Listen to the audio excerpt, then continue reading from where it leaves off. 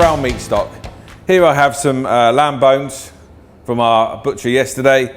All I need to do is I want to add some colour to that, intensify that flavour. So all I'm going to do is roast them off in an oven.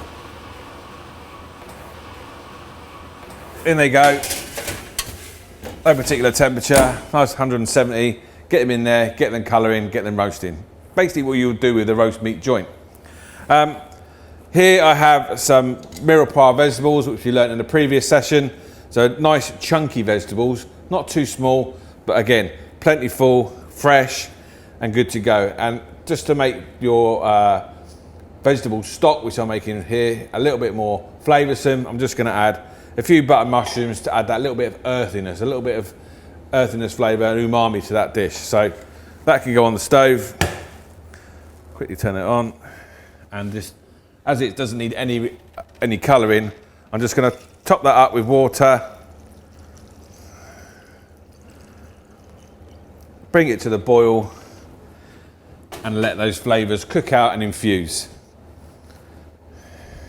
Again, in front of me here, pretty much the same thing. Now, with stocks and all sauces, it's about what flavours you put in there.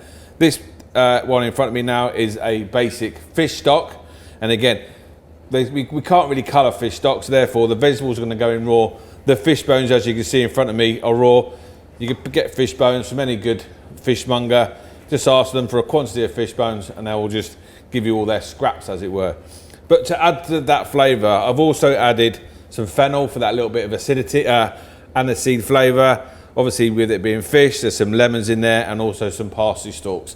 And again, it's about bringing that with water, topping it up,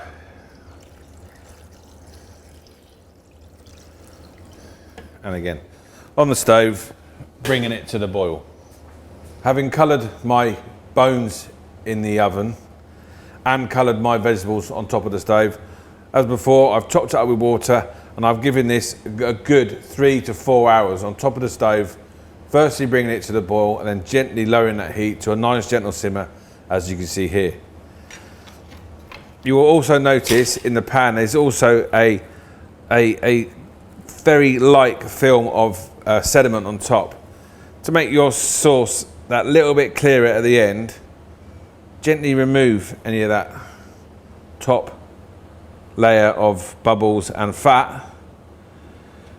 Not necessarily improve the flavour, but it will certainly improve the finished product and the look of the finished dish.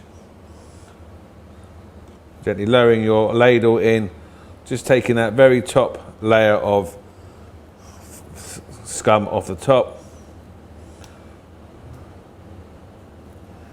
And as you can see, we've got a nice brown stock there, good to go.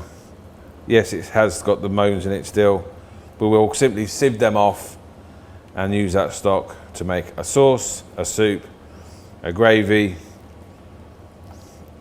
when time comes. Our beef stock has been simmering for at least 3 hours. I've now strained it into a clean pan and this is good to go now. I can use this for my soups, for my sauces, for later on production in the kitchen today. However, looking at the quantity, looking at the size, I can now continue that cooking process through through induction and in continuous heat process, reducing the volume down to something as small as this. This will be ideal to make very intense flavoured sauces. It's ideal for storage, obviously with a lack of volume. But again, later on, maybe tomorrow, later on in the week, I could then use this as a concentrate, dilute it and bring it back up to the same sort of volume as we've got in front of us here.